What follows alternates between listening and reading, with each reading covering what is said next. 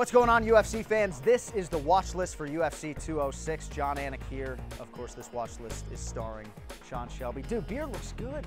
Yeah, your hair gets shorter and my beard gets longer every time. So a lot to digest here with UFC 206. As many of our fans know by now, Daniel Cormier, Anthony Rumble Johnson out into the main event slot for the interim featherweight championship. Max Holloway against Anthony Showtime Pettis. Pettis trying to become the UFC's fourth two-division champion. And for Max Holloway, what else can you say?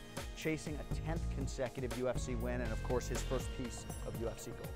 I think, you know, minus Conor and minus Aldo, there's not a bigger fight that you can put together right now, I think, south of 155. Right. You got Holloway, who, you know, is going for his 10th win.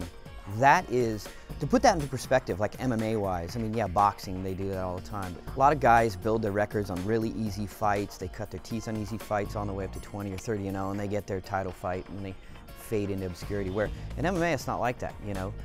You're in the UFC, you're cutting your teeth on top shelf guys every time out. And to get to 9 wins straight is almost unheard of. It's an amazing feat. Going for his 10th. And then he's going against the former WC champion, UFC champion, one weight class up.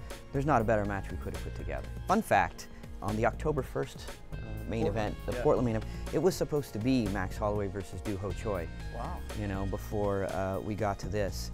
And for whatever reason, Choi's visa wouldn't be ready in time. So we had to can that. And we move on to this, I think, even more amazing fight.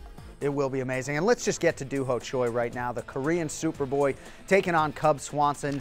Some people billing it maybe the old school versus the new guard. You know, my biggest takeaway with DOO HO CHOI, it's not just TKOs. I mean, he is knocking guys unconscious and really, I think, taking the sport by storm along the way. Yeah, I mean, he's got that laser-guided cross, you know, I think in the same vein as a Conor McGregor. I mean, he fires it. He doesn't even need a setup. Yeah. He just throws it right down the pipe, and he'll fold you like a lawn chair. Here's the accuracy from Choi. He's astounding. And I think, you know, I put this fight together, and really, he was asking for this fight all along. And, of course, CUB, being the amazing veteran that he is, he had no problem with it.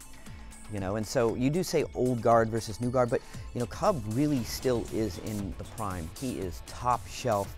He can do absolutely everything.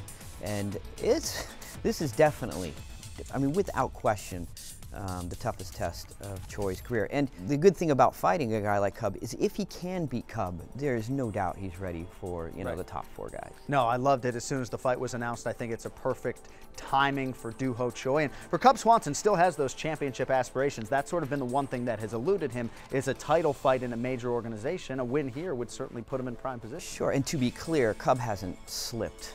You know, at all. He is still just an outstanding fighter, amazing and a tough out for anybody. All right, also on the UFC 206 pay-per-view, Donald Cowboy Cerrone taking on Matt the Immortal Brown. Brown coming off the fight against Jake Ellenberger back in July. And for Donald Cerrone, I think a lot of people expected he would look good at 170. I'm not sure people thought he would look this good.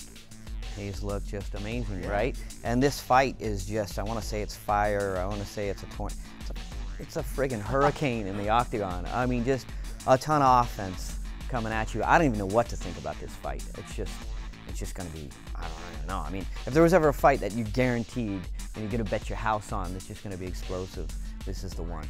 Yeah, I can't remember a fight involving either one of those guys, Matt Brown or Donald Cerrone, that hasn't been entertaining and all action. So a great matchup coming your way, of course, Saturday, December 10th as part of the pay-per-view. Final fight I want to get your thoughts on came together rather quickly here over the last few weeks. Tim Kennedy will welcome Kelvin Gastelum up to the UFC middleweight division. And the intriguing thing about this, you know, this fight to me is that you have Kennedy, who's really, if he really wants to impose his strength and his will and his grappling ability, if things aren't going his way standing, he has that ability. But he's fighting, you know, phenomenal wrestler in his own right in Gastelum, and Gastelum's bread and butter obviously is the striking. So can Kennedy, if he doesn't like what he's getting on his feet, take him down and you know, really work him over and show him what a veteran can do, you know, to the new guy. Tim Kennedy, man, it just makes for a suffocating night at the office. I think if I had to fight somebody on this roster, he might be the last guy I would pick.